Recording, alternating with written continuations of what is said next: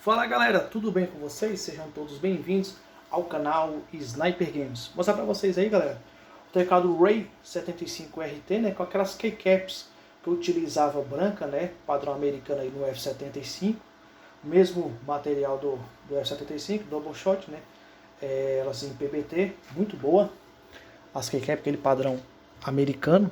Deixa eu arrumar aqui o foco da câmera, aí. Ficou legal. Como ficou faltando uma keycap, eu acabei instalando aqui uma PUD. Aí ficou um pouquinho maior, que elas são maiores, né, por causa dessa parte transparente aqui.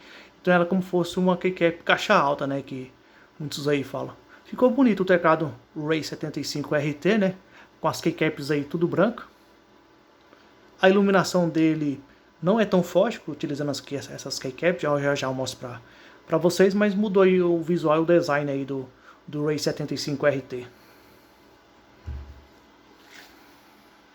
E aqui, ó, mostrando ele mais de perto. Agora eu vou ligar aqui o teclado. Desliguei aqui a light bar. Tá aqui no brilho, se eu não me engano, no 10. Já eu coloco no máximo aqui para mostrar para vocês, ó.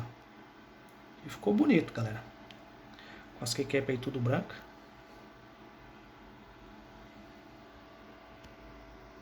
Entrei no software aqui, galera, e coloquei o brilho no máximo do teclado. E essa é a iluminação. Tem uns efeitos aí, né?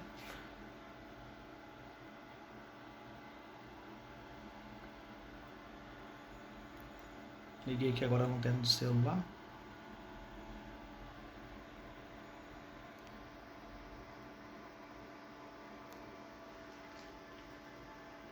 E agora com a luz apagada do quarto aí.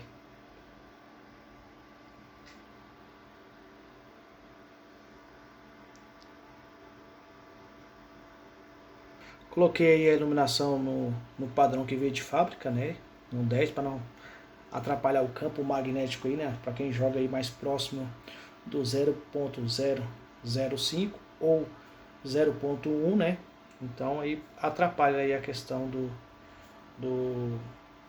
da precisão, né? Ou questão da iluminação aí, né? Acaba que esquenta e pode atrapalhar aí a questão. O próprio sistema do teclado, né? O software fala sobre esse detalhe aí, se você aumentar a iluminação, a intensidade aí do brilho do RGB. Até a questão também, se você aumentar a velocidade aí, vai atrapalhar o campo magnético.